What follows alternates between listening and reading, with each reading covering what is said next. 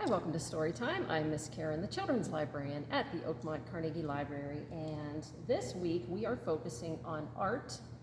A lot of our programs are STEAM-based, and A stands for art in the whole STEAM curriculum. This book is called Wait, No Paint by Bruce Whatley, and it is very funny. Many of you are probably not familiar with this book, but it's worth a read.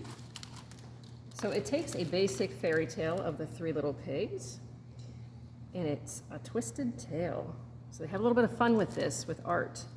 Once upon a time, there were three little pigs. They lived together in an old house on top of a tall hill, along with 73 other little pigs, which is why they decided to leave home and build their own little houses. The first pig built his house out of straw, the second little pig built his house out of sticks, and the third pig built his house out of bricks. Bricks would keep out the wind, the rain, and the big bad wolf. The first little pig had just finished building his house when he heard a splash. Oops, said a voice from nowhere in particular. I spilt my juice. Yuck, said the first little pig. Now his new straw house was soggy and sticky. Look at the juice. Squish, squish, squash came a wet knocking on the door. It was the big bad wolf. Let me in, he growled.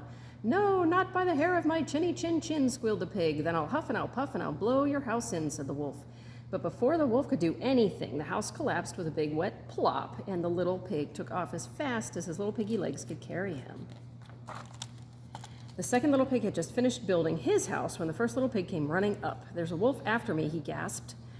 Did he huff and puff and blow your house in? Asked the second little pig. He didn't have time. Someone spilled juice on my house and it just fell down all by itself, said the first little pig. Well, it looks like he's coming to finish the job here, said the second little pig. The wolf was almost at the house. They slammed the door just in time. Ow, howled the wolf. The door had slammed right in his face, but he was still hungry.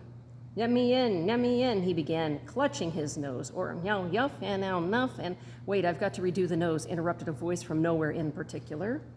While the wolf was getting his nose fixed, the two little pigs ran out the back door. The third little pig was enjoying a good book and a glass of pink lemonade when the two little pigs burst through his front door. He's reading Hamlet. They told him about the spilt juice, the wolf with the hurt nose, and the mysterious voice.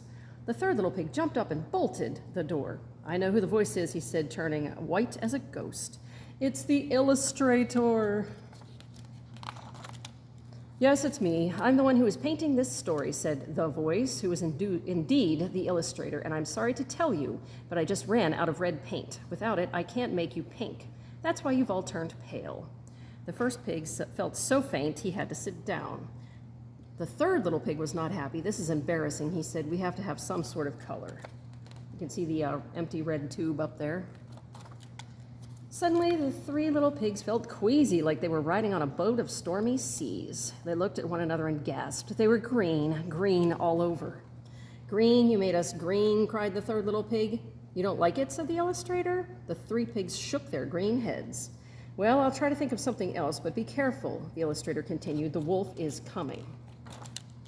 The wolf was, in fact, right at the door. Let me in, he howled. All this running around was making him hungry. He didn't care what color the pigs were as long as he could gobble them up.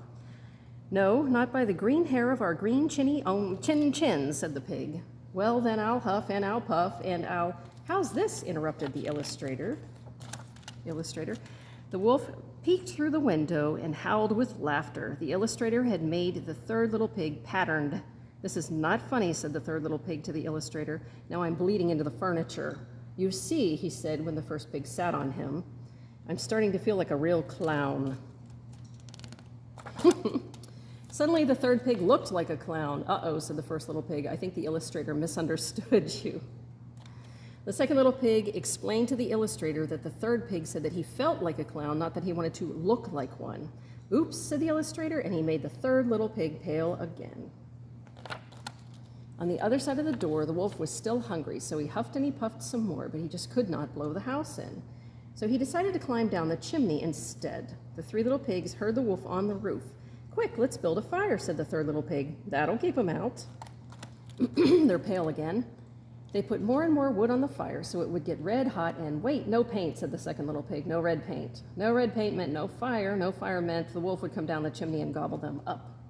Look, shouted the third little pig to the illustrator, because you ran out of red paint, the wolf is about to eat us up. Do something quick. We don't want to be in this story anymore. Once upon a time, there were 3 bears, a mama bear, a papa bear, and a baby bear. And look who Goldilocks is. That's the wolf. Color here, we need paint, painters wanted. The end. I hope you enjoyed that different version of the 3 Little Pigs and how it incorporated art into our theme this week. And I will see you on Wednesday for Grab and Go. Have a good